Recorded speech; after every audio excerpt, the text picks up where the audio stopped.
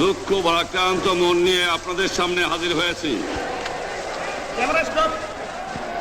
আপনারা সবই জানেন এবং বোঝেন আমরা আমাদের জীবন দিয়ে চেষ্টা করেছি, কিন্তু দুঃখের বিষয়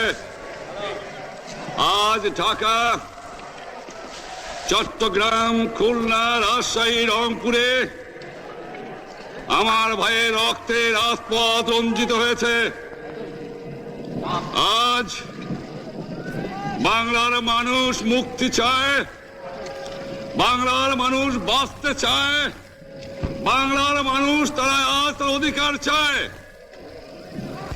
কিন্তু দুঃখের বিষয় আজ দুঃখের সঙ্গে বলতে হয় 23 বছরের করুণ ইতিহাস, বাংলার অত্যাচারের, বাংলার মানুষের রক্তের ইতিহাস, 23 বছরের ইতিহাস, মুমূর্ষ নরনারীর আর্তনাদের ইতিহাস, বাংলার ইতিহাস, এদেশের মানুষের রক্ত দিয়ে রাজপথ রঞ্জিত করার ইতিহাস। 1952 সালে রক্ত দিয়েছি, 1954 সালে নির্বাচনে জয়লাভ করেও আমরা গদিতে বসতে পারি নাই। 1958 সালে আইয়ুব খান মার্শাল ল জারি করে 10 বছর পর্যন্ত আমাদের গোলাম করে রেখেছে। 1967 সালে 6 দফার আন্দোলনে 7ই জুনে আমার ছেলেদের গুলি করে হত্যা করা হয়েছে।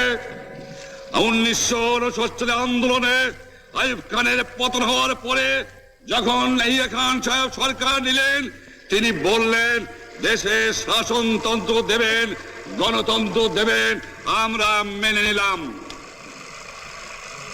তারপরে অনেক ইতিহাস হয়ে গেল, নির্বাচন হলো। আপনারা জানেন দোষ কি আমাদের? আজকে আমি প্রেসিডেন্ট ইয়াহিয়া খান সাহেবের সঙ্গে দেখা করেছি, আপনারা জানেন, আলাপ আলোচনা করেছি।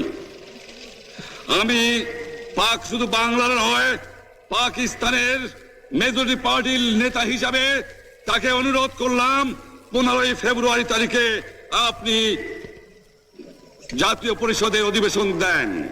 তিনি আমার কথা রাখলেন না, তিনি রাখলেন ভুট্টো সাহেবের কথা। তিনি বললেন প্রথম সপ্তাহে মাসে হবে, তিনি মানে নিলেন। আমরা বললাম ঠিক আছে, আমরা অ্যাসেম্বলিতে বসবো, আমরা আলোচনা